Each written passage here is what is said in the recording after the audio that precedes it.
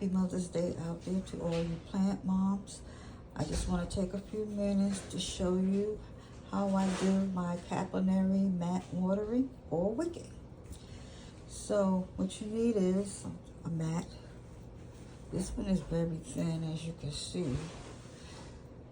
This came from Amazon. Actually, the tray also came from Amazon. So you cut the mat to fit the tray, and then you put water in the tray. But what I did was I put the plants on it and let the plant drip down into the tray. And so far so good doing that. Yesterday I tried doing it that way, but there was too much water, so I had to sop up some of that water because these plants here, the carnivorous plants, do not like to sit in water, the pitcher plants. So you have to make sure that you have no standing water on the top of the mat.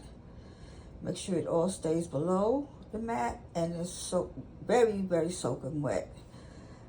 And so far so good. It's been about 3 days I've had this going on, and so far I don't see any wavy leaves or stressful or the plant showing any stress.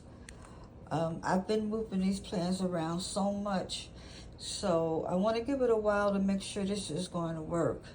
I've ordered more trays, half the size, and this is self-watering, so you know, this makes your life a little bit easier.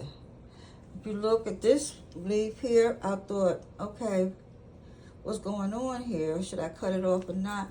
So I'm going to leave it because, you know, the more you move around these carnivorous plants, the more finicky they will get. So I said, I'm going to leave it. Now these plants over here, when I get the tray, I'm going to do the same thing as over here. Cut this mat, water it. I soak the mat first, then put it in the tray, and then I put the plants on it, and I let the water stream through to the mat. But you can also just take all the plants off and pour the water onto the mat, as long as you have no sitting water. I mean, that's the big no-no. But so as you can see, my little grow tin is really coming along. I think I'm going to have to put some, because I got so many more plants coming. See this little area where the fan is? I'm going to have a little tray there of intermediate plants also, because I have more intermediate than lowland. So with intermediate, it means they like warm days and slightly cooler nights, like 10, 20 degrees cooler. But as for the lowlands, they like hot, like the Bahamas. So hot. The hotter the better for them. So, but it's coming along. It's a learning curve to this. It's, you know, it's a whole new thing for me. I'm learning. I'm reading books, trying to understand these plants. Because with plants, you have to have patience, understanding, and love. And they will come around sooner or later, hopefully.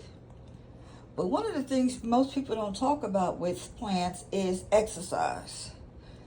So I find that having so many plants, which I'm not saying you should have all of these plants, but if you put them in different areas in your house, and then you have to go and move around to water them, fertilize them, you get an exercise.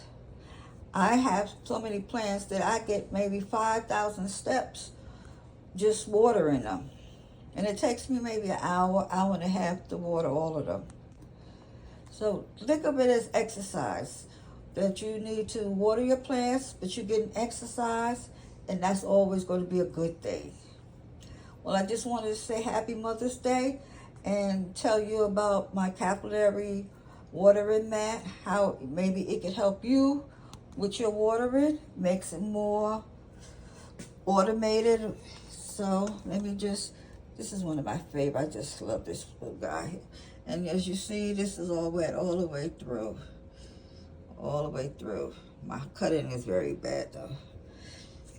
All right, have a good day.